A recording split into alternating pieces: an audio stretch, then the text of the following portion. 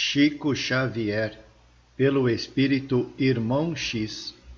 Luz acima. Pequena história do discípulo. Quando o mestre visitou o aprendiz pela primeira vez, encontrou-o mergulhado na leitura das informações divinas. Viu-o absorto na procura de sabedoria e falou: abençoado seja o filho do conhecimento superior. E passou à frente, entregando-o ao cuidado de seus prepostos. Voltando, mais tarde, a revê-lo, surpreendeu-o inflamado de entusiasmo pelo maravilhoso. Sentia-se dominado pelas claridades da revelação, propondo-se estendê-las por todos os recantos da terra. Queria ganhar o mundo para o Senhor Supremo. Multiplicava promessas de sacrifício pessoal e interpretava teoricamente a salvação por absoluto serviço da esperança contemplativa.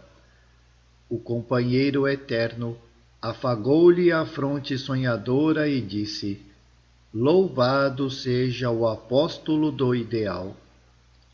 E seguiu adiante, confiando-o a dedicados mensageiros.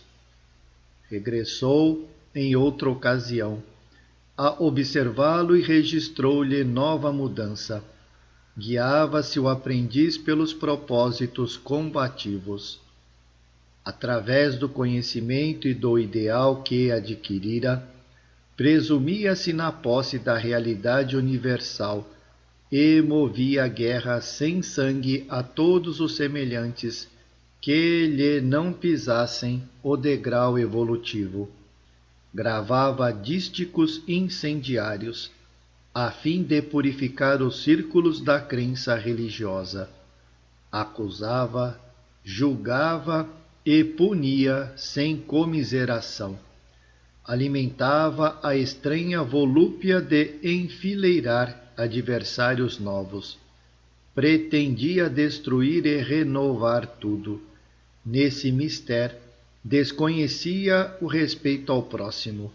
Fazia tábua rasa das mais comezinhas regras de educação, assumindo graves responsabilidades para o futuro.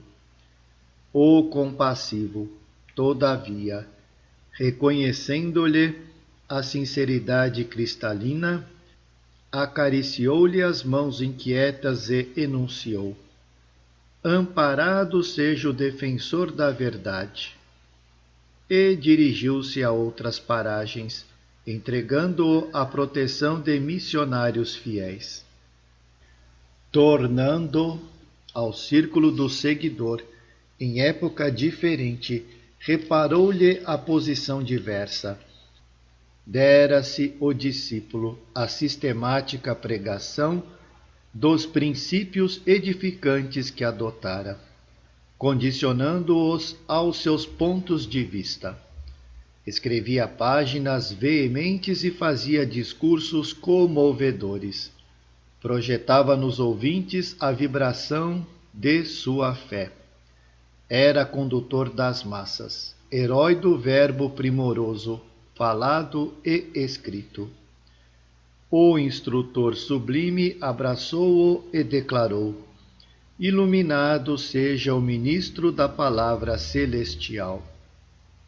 E ganhou rumos outros, colocando-o sob a inspiração de valorosos emissários.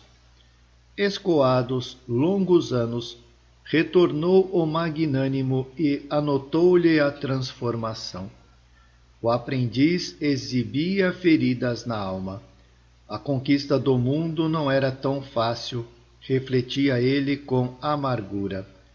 Embora sincero, fora defrontado pela falsidade alheia. Desejoso de praticar o bem, era incessantemente visado pelo mal. Via-se rodeado de espinhos. Suportava calúnias e sarcasmo. Alvejado pelo ridículo entre os que mais amava.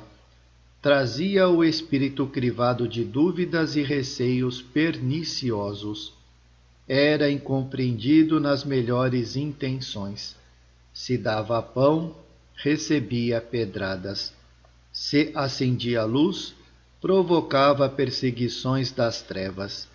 Lia os livros santos, à maneira do faminto que procura alimento.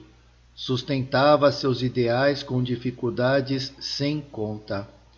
Ensinava o caminho superior, de coração dilacerado e pés sangrando.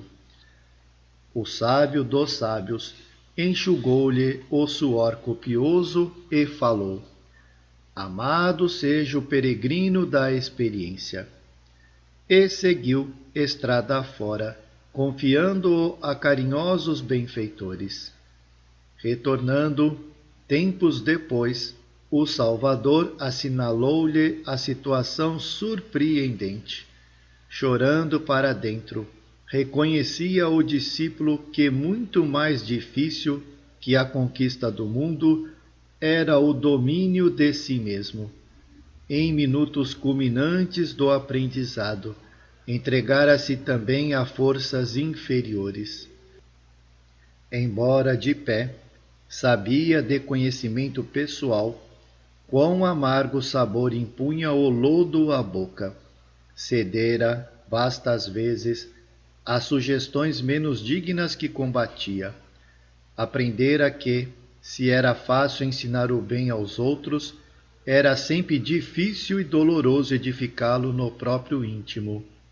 Ele que condenara a vaidade e o egoísmo, a volúpia e o orgulho, verificava que não havia desalojado tais monstros de sua alma.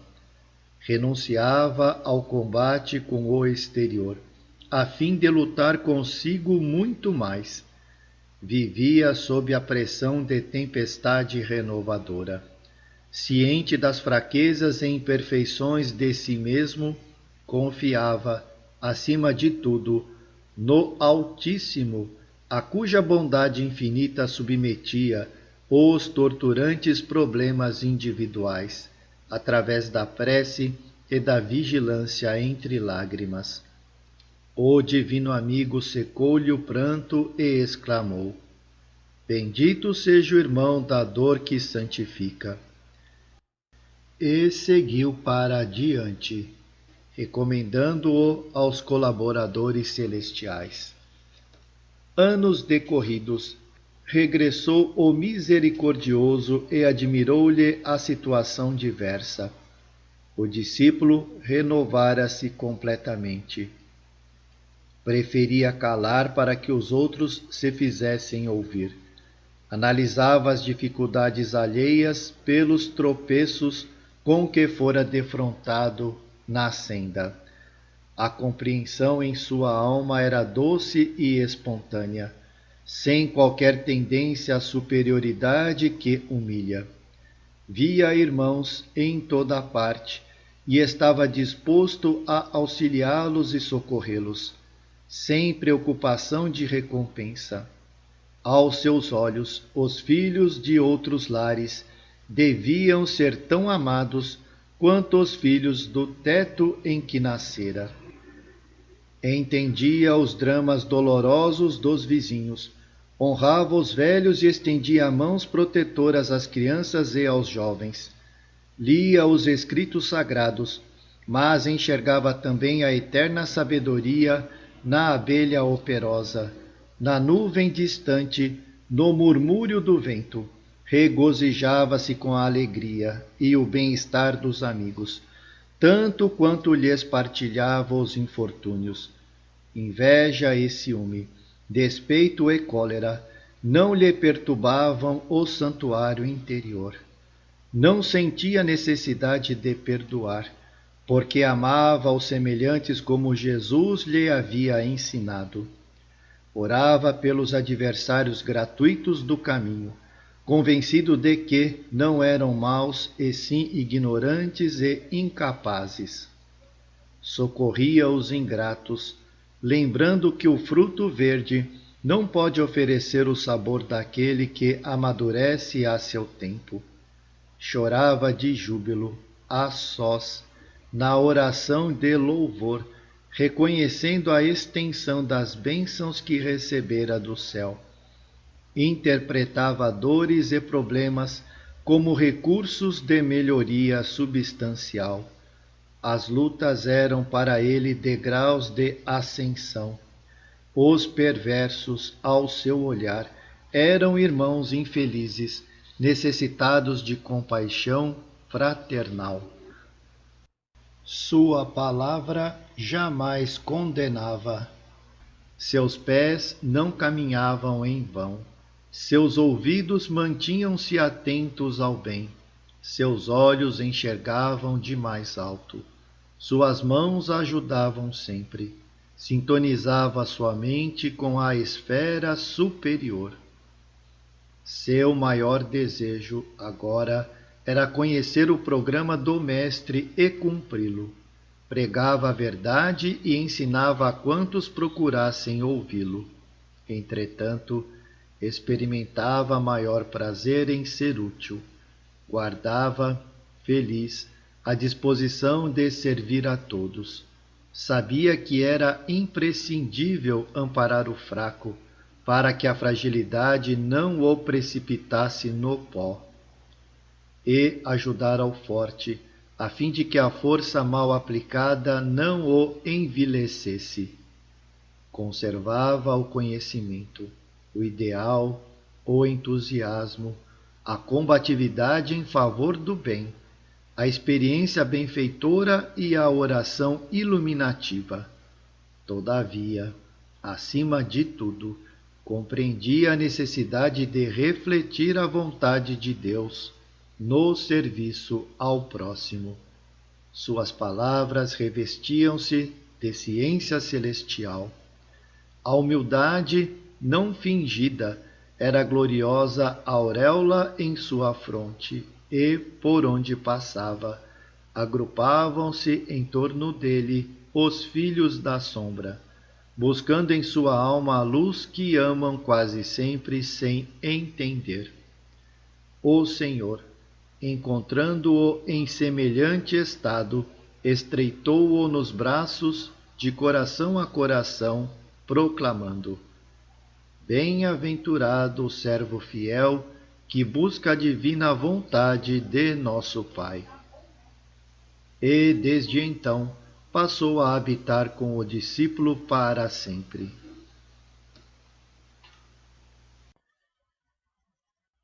Chico Xavier, pelo Espírito Irmão X. Luz acima. Nos limites do céu. No extremo limite da terra com o céu, aportou um peregrino, envolto em nevado manto. Irradiava pureza e brandura. A fronte denunciava-lhe a nobreza pelos raios diamantinos que emitia em todas as direções. Extenso halo de luz assinava-lhe a presença. Recebido pela entidade angélica que presidia a importante passagem, apresentou sua aspiração máxima: ingressar definitivamente no paraíso, gozar-lhe o descanso beatífico. O divino funcionário, embora admirado e reverente perante espírito tão puro, esboçou o gesto de quem notava alguma falha menos visível ao olhar inexperiente e considerou: Meu irmão, rendo homenagem à alvura de tuas vestes, entretanto, vejamos se já adquiriste a virtude perfeita. Sorridente, feliz, o viajor vitorioso pôs-se à escuta. Conseguiste entesourar o amor sublime? Perguntou o anjo respeitoso. Graças a Deus, informou o interpelado. Edificaste a humildade? Sim. Guardaste a esperança fiel todos os dias. Seguiste o bem invariavelmente. Cultivaste a pureza com zelo extremado. Exemplificaste o trabalho construtivo diariamente. Sustentaste a fé. Confiei no divino poder acima de tudo. Ensinaste a verdade e testemunhaste-a com todas as minhas forças. Conservaste a paciência sem perdê-la jamais. Combateste os vícios em ti mesmo, tais como a vaidade e o orgulho, o egoísmo e o ciúme, a teimosia e a discórdia, esmeradamente. Guerreaste os males que assolam a vida, como sejam o ódio e a perversidade, a insensatez e a ignorância, a brutalidade e a estupidez? Sempre. O anjo interrompeu-se, refletiu longos minutos, como se estivesse em face de grave enigma, e indagou: Meu amigo, já trabalhaste no inferno? Ah, isto não, respondeu o peregrino escandalizado. Como haveria de ser? O fiscal da celeste alfândega sorriu a seu turno e observou: Falta-te semelhante realização para subir mais alto. Oh, que contrassenso! Aventurou o interessado. Como servir entre gênios satânicos, de olhos conturbados pela permanente malícia, de ouvidos atormentados pela gritaria, de mãos atadas pelos impedimentos do mal soberano, de pés cambaleantes sobre o terreno inseguro, com todas as potências da alma perturbadas pelas tentações? Sim, meu amigo, acentuou o preposto divino. O bem é para salvar o mal. O amor foi criado para que amemos. A sabedoria se destina em primeiro lugar ao ignorante. A maior missão da virtude é eliminar o vício e amparar o viciado. Por isto mesmo, o céu não perde o inferno de vista. E, perante o assombro do ouvinte, rematou: Torna à terra, desce ao inferno que o homem criou e serve ao Senhor Supremo, voltando depois. Então, cogitaremos da travessia. Lembra-te de que o Sol, situado cerca de 150 milhões de quilômetros além do teu mundo, lança raios luminosos e salvadores ao mais profundo abismo planetário. Em seguida, o controlador da porta celestial cerrou a passagem ligeiramente entreaberta e o peregrino, de capa lirial, espantadiço e desapontado, sentou-se um pouco a fim de meditar sobre as conquistas que havia feito.